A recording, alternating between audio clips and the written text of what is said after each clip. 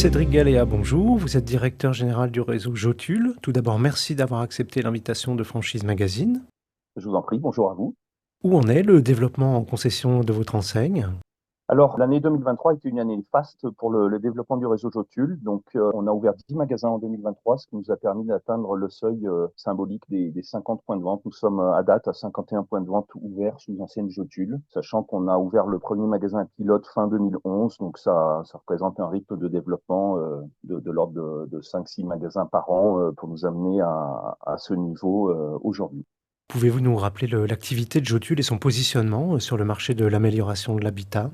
Alors, Jotule est le spécialiste du chauffage au bois. Jotule est une marque très ancienne, qui a été fondée il y a maintenant 160 ans, qui a plus de 50 ans de présence sur le marché français. Et nous nous présentons comme le spécialiste du chauffage au bois, que ce soit la technologie bois bûche ou granulé, les poêles ou les foyers insert de cheminée, dans des esthétiques classiques ou modernes. Bref, nous avons une gamme très complète qui couvre tous les segments du marché du chauffage à bois, avec un positionnement moyenne gamme supérieure. Quels sont vos objectifs de développement en concession pour les années qui viennent?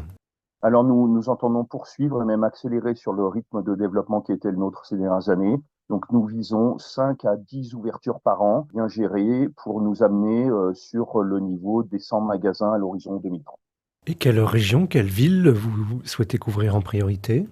Alors, nos produits ont vocation à être installés dans des maisons individuelles, que ce soit résidence principale ou secondaire. Nous vendons très, très peu, pratiquement pas dans l'habitat collectif. Nos cibles, nos villes d'implantation, de prédilection sont typiquement des préfectures, sous-préfectures de province. On a, par exemple, des magasins qui ont d'excellentes performances sur des villes comme Agen, Brive-la-Gaillarde, Vannes, Bourges, Valence, Bourg-en-Bresse, Annecy, Dijon. Voilà. On vise vraiment un habitat rural ou périurbain individuel partout en France. Les centres urbains avec essentiellement de l'habitat collectif sont pour nous beaucoup moins intéressants. Par contre, tout l'habitat diffus sur tout le territoire sont des cibles potentielles et donc ont vocation à avoir des magasins Jotule à proximité. Quel profil de concessionnaire est-ce que vous recherchez en priorité? Évidemment, des profils avec une envie d'entreprendre, un esprit d'entreprise, un sens du commerce parce qu'on vend un appareil auprès d'une clientèle de particuliers. Si possible, on est dans le domaine de l'aménagement de la maison, de la rénovation, de la décoration, donc une affinité pour ces secteurs d'activité. Des compétences managériales pour gérer une TPE qui va aller de 3 à 8 salariés selon l'ambition du projet et le potentiel de la zone de chalandise. Et puis une envie de la part des candidats concessionnaires de s'intégrer dans un collectif fort aujourd'hui de 50 magasins, voilà, de participer à la vie de réseau et de tirer tous les bénéfices de ce qu'apportait un réseau constitué comme Jotule. Pas de connaissances spécifiques métiers puisqu'on a tout un cursus de formation qui permet d'accompagner le candidat à l'ouverture et après l'ouverture sur toute la formation concernant l'aspect spécifique métier.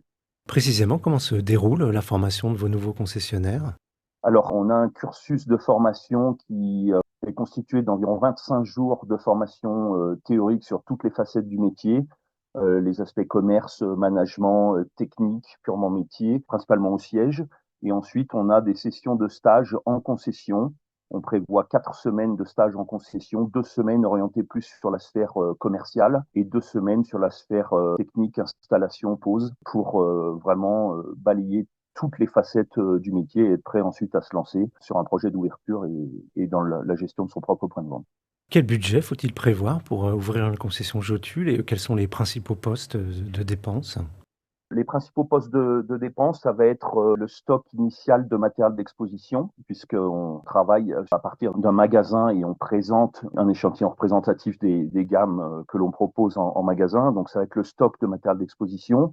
Ça va être l'aménagement initial du magasin, ça va être la formation initiale qu'il faut financer, ça va être le fonds de roulement pour démarrer sereinement son activité et l'équipement d'une équipe de pause avec une camionnette et le matériel d'installation pour démarrer.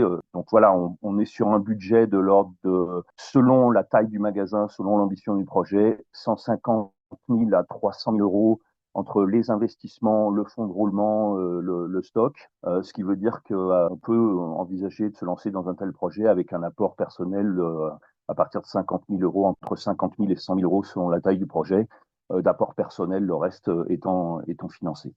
La surface des magasins, sur quelle fourchette elle se situe? On est sur une fourchette d'exposition de 150 à 200 mètres carrés. Si possible, enfin, c'est souhaitable, une annexe pour avoir le stock de produits et de matériel pour les installations des semaines qui suivent. Donc voilà, 150 à 200 mètres carrés d'exposition, 50 à 100 mètres carrés d'annexes techniques. C'est la moyenne. On peut envisager de démarrer avec des surfaces un plus petites sur des zones à plus faible potentiel ou un peu plus élevées sur des zones à très fort potentiel, mais la fourchette est là. Et après, surface commerciale, dans des zones commerciales orientées, si possible, à l'aménagement de l'habitat. Donc on ne cherche pas forcément des zones premium parce que quand on achète un poêle à bois ou une cheminée, c'est pas un achat d'impulsion. Les gens vont faire l'effort de trouver le point de vente qui propose ce type de produit. Mais l'idéal, c'est d'être implanté en zone commerciale de périphérie, dans un environnement orienté à aménagement de l'habitat. Donc, typiquement, un voisinage de cuisinistes, de piscinistes, de vendeurs de vérandas, de tout le milieu de l'aménagement de l'habitat sont des secteurs commerciaux tout à fait propices pour notre activité. Et pour finir, quels conseils vous pourriez donner à un porteur de projet qui hésiterait à se lancer dans votre activité? Bah, leur dire qu'à un moment, il faut franchir le Rubicon et de ne pas hésiter à se lancer. On a aujourd'hui 50 concessionnaires qui ont franchi le pas et qui s'en félicitent. Beaucoup d'entre eux, d'ailleurs, l'année prochaine, ont des projets d'ouverture d'un second, d'un troisième magasin, ce qui prouve bien qu'ils sont satisfaits, on va dire, de la performance du modèle et du concept. Après, c'est clairement de s'adosser à une marque forte et à un concept éprouvé. Quand on se lance comme ça, il y a énormément de sujets, énormément de facettes à maîtriser et s'adosser à un réseau déjà constitué avec des process, avec une visibilité, avec des outils, ça fait gagner énormément de temps. Donc le commerce organisé, le concept de concession de franchise, ça permet d'avoir un avantage concurrentiel par rapport au commerce indépendant qui doit tout inventer et tout maîtriser dès l'ouverture. Donc clairement, s'adosser à une enseigne forte avec une notoriété, avec des moyens, et puis ne pas hésiter à rencontrer des concessionnaires, poser des questions, comparer différents concepts pour faire le bon choix et se lancer en toute sérénité avec un partenaire fort. Guy-Cédric Galéa, je vous remercie. Je rappelle que vous êtes directeur général du réseau Jotule et que votre actualité est à retrouver notamment sur les sites Franchise Magazine et AC Franchise.